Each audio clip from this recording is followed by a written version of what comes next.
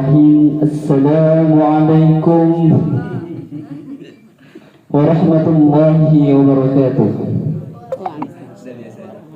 Alhamdulillah wassalatu wassalamu ala rasulillah wa ala alihi wa sahbihi wa mawal maba'ad. Yang sama-sama kita muliakan guru besar kita tercinta beserta ahlul bait dan juga mama, papa dan keluarga dan juga keluarga kita semua dimanapun berada dan kapanpun, semoga Allah senantiasa memberikan curahan rahmat, kasih sayang, nur, kesehatan yang sempurna, rezeki yang halal dan thayyiban mubarakan, dan kita sebagai anak putra putrinya menjadi anak yang solih dan solihah yang kelak membanggakan bukan hanya saja nanti tapi sekarang, esok dan hari yang akan datang. Mudah-mudahan menjadi putra putri yang solih solihah, amin ya Allah ya rabbal alamin.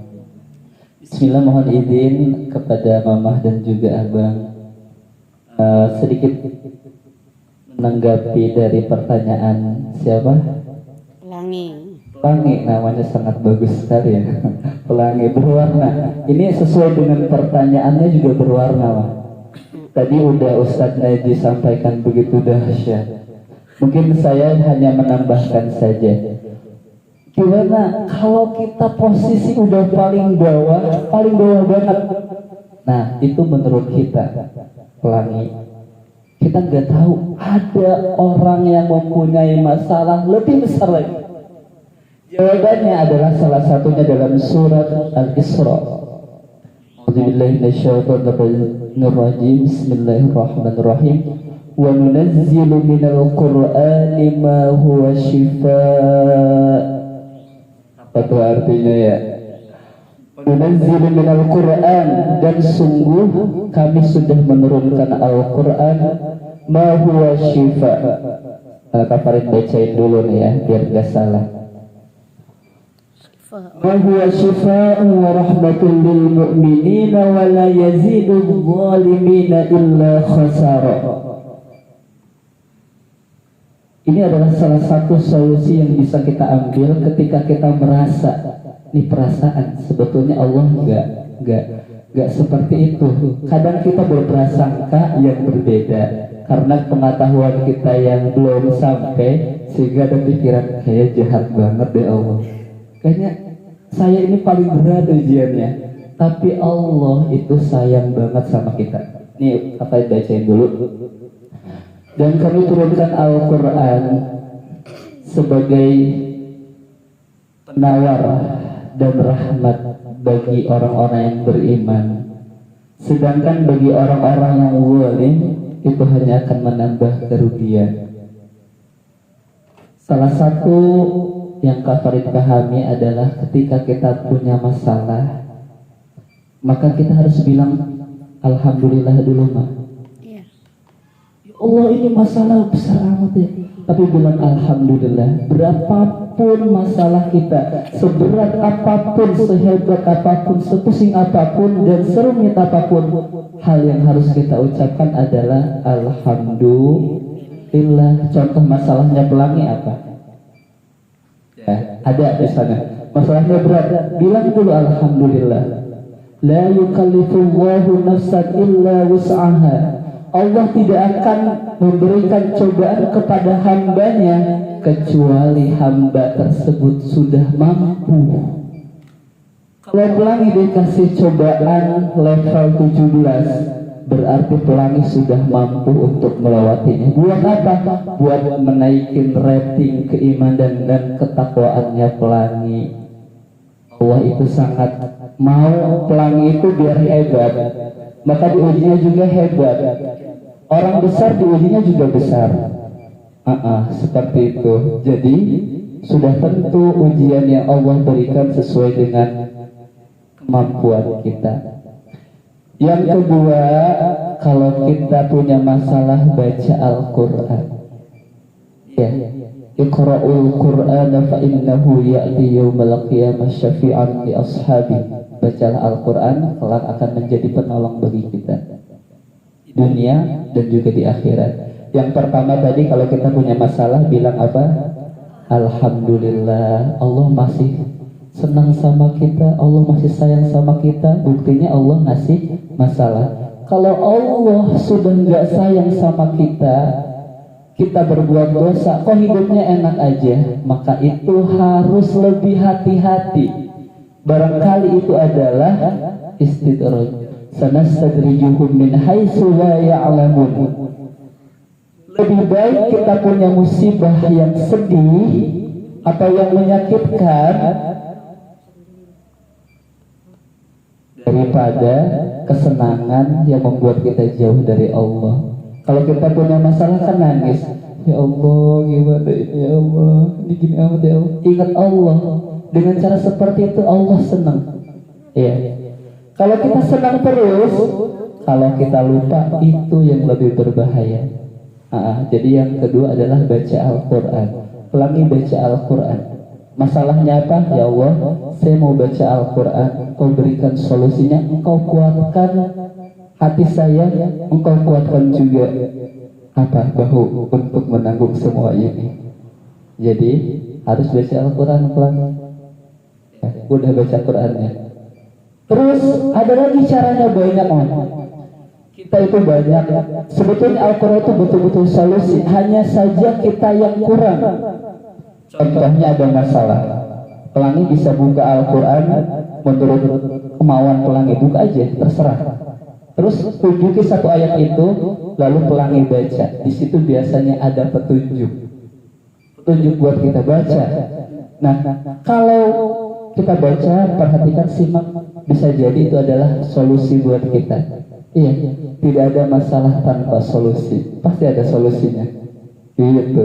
Yang ketiga, apa lagi ya? Banyak kan gue nih.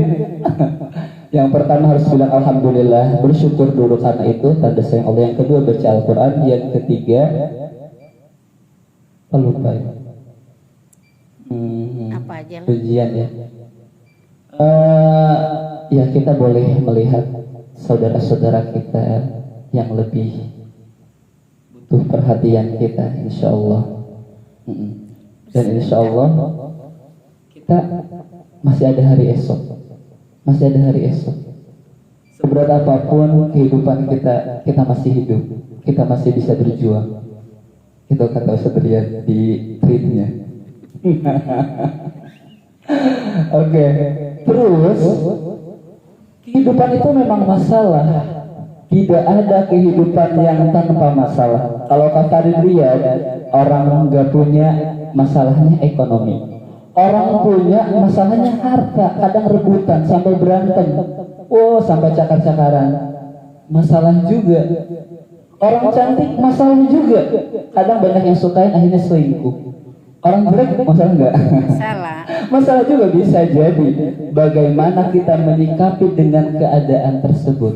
Pasti semuanya ada masalah. Tinggal kita mampu melewatinya. Insya Allah kembalikan kepada Allah. Selanjutnya ini sekedar tambahan doang. Kalau kita merasa capek, memang ini dunia. Iya, ada pepatah mengatakan dunia mazru'atul lil akhirah. Di sini kita menanam, di sana kita memanen. Jadi emang wajar. Laqad khalaqnal insana fi kabad. Sungguh manusia itu diciptakan untuk capek. Kalau nggak mau capek ya udah nggak usah lahir gitu. Tapi kan ini udah lahir, ya udah capek berarti.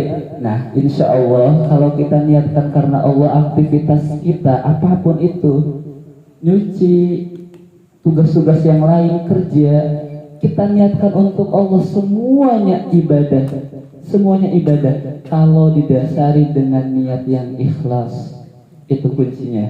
Kalau kita gagal niat kagak jadi. Makan aja ibadah, minum aja ibadah, nyuci pakaian ibadah, belajar apalagi ibadah. Sudah berapa banyak pahala yang kita kumpulkan kalau kita niatkan untuk lillahi ta'ala. Ya Allah, saya belajar lillahi ta'ala karenamu, biar aku memahami ilmu-ilmu yang sangat luas yang Engkau berikan. Tuh, apalagi ada lagi yang masih mengganjal. Nah, KPD akan mentuntaskan perasaannya kamu. Apalagi udah cukup. Udah bilang alhamdulillah dalam setiap masalah, terus baca Al-Quran, plus baca istighfar. Yang ketiga apa tadi? Yo, nggak dicatat sih. melihat lingkungan. Melihat yang lain pasti juga ada masalah, karena tidak ada kehidupan tanpa masalah. Ya, itu buat menaikkan level keimanan kita. Kalau gak diuji, ya gak seru, gak naik kelas kita. Pasti ada ujian, seperti sekolah. Tuh, yang terakhir tadi, memang kita di dunia itu capek. Nanti kapan gak capeknya? Saat nanti kita sudah sukses. Nah, ada waktunya. Ya sekarang apalagi masih muda kan, udah capek aja dulu. Nanti insya Allah bahagia menanti kita. Insya Allah istiqomah terus. Jangan lupa baca sholawat walaupun beberapa kali aja. Suka baca sholawat lagi. Alhamdulillah baca sholawat, gak apa-apa. Nanti Rasulullah akan melihat kita. Kalau kita rindu sama Rasulullah, kita pasti ziarah kalau punya uang. Kalau nggak punya uang kita nggak bisa. Tapi kalau kita baca sholawat tiap malam rajin, tiap hari, tiap waktu, ada waktu kosong baca sholawat, maka Rasulullah yang akan menziarahi kita. Kata siapa kabarin? Kata Abah Sayyidina Syahid Sagafir Hadid Syukur Salim. Bukan kita yang ziarah, tapi Rasulullah yang mendatangi secara rohaninya. Bukan kelihatan, mana kagak ada, nggak kayak gitu ya. Tapi salah satu tandanya adalah kita diberikan ketenangan hati kita. Kita diberikan selalu solusi dalam setiap masalah kita. Pokoknya enak aja, bahagia, gitu ya. Karena kebahagiaan itu bukan diukur dari seberapa materi yang kita punya, tapi seberapa besar syukur atas apa yang Allah berikan kepada kita. Terima kasih. Wassalamualaikum warahmatullahi wabarakatuh.